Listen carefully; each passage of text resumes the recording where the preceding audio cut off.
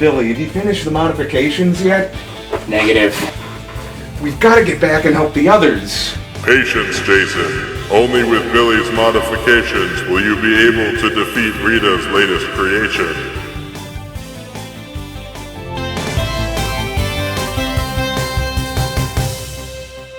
Primary materials for this prop include cardboard, duct tape, a 1/2-inch diameter dowel rod, red and black electrical tape, gold acrylic paint, label paper, aluminum tape, 4 1-inch brass fasteners, a black marker, scissors, an X-Acto blade, and a pen or pencil.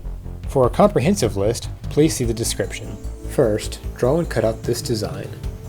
Depending on the length of your cardboard, you may need 2 pieces to complete the blade. Here's how mine turned out.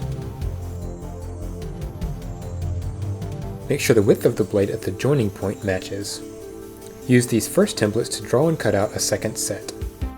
For this prop, I tried a new idea for templates. Place the hilt design on a copier, then print the design several times. You'll need to make sure the printed version is the same size as the original. From these printed copies, cut out these shapes separately and trace them on cardboard. You'll need 6 of this piece, 4 of this piece, 4 of this piece, and 4 of this piece. In addition, copy the pommel of your sword 8 times on spare cardboard, as well as this triangular section 2 times. Use an X-Acto blade and scissors to cut out the templates. Remember to exercise caution when using an X-Acto blade. Use the 1/2-inch dowel rod to find the center of one of the templates and mark lines on either side of it. Cut the center section out and use the 2 remaining pieces to repeat the process on 3 more templates.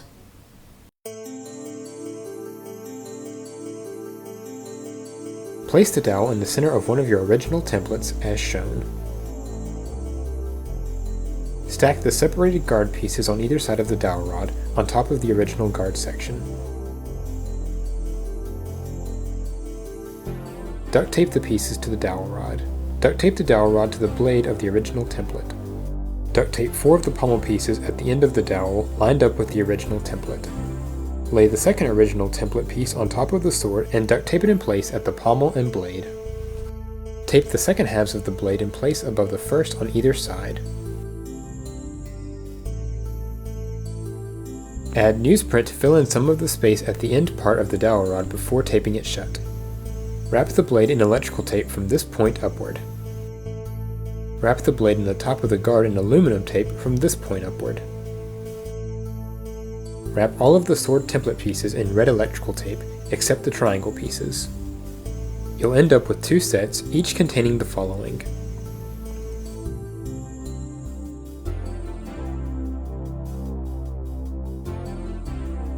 Wrap the edge of the central triangle of this piece in aluminum tape.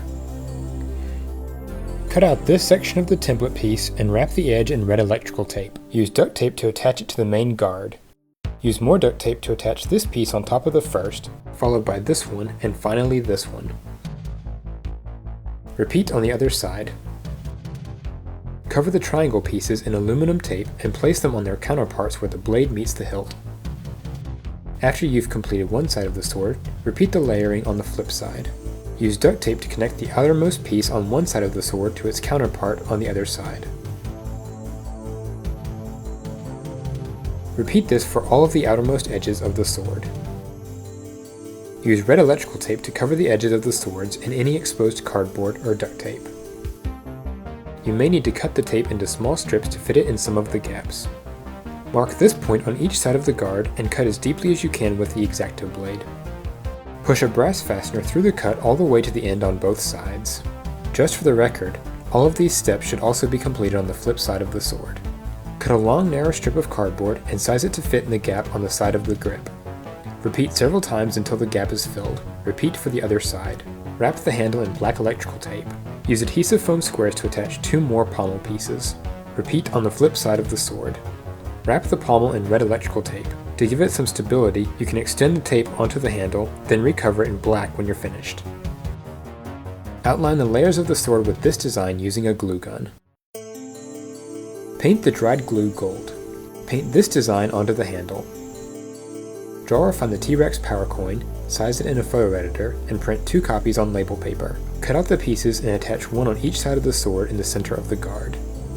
Finally, draw this design along the blade in black marker on both sides. And there's your finished power sword.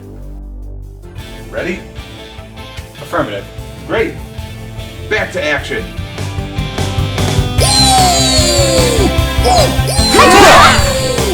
Power Axe! Power Ball! Power Dagger! Power Lance! Power Sword! Power Ranger!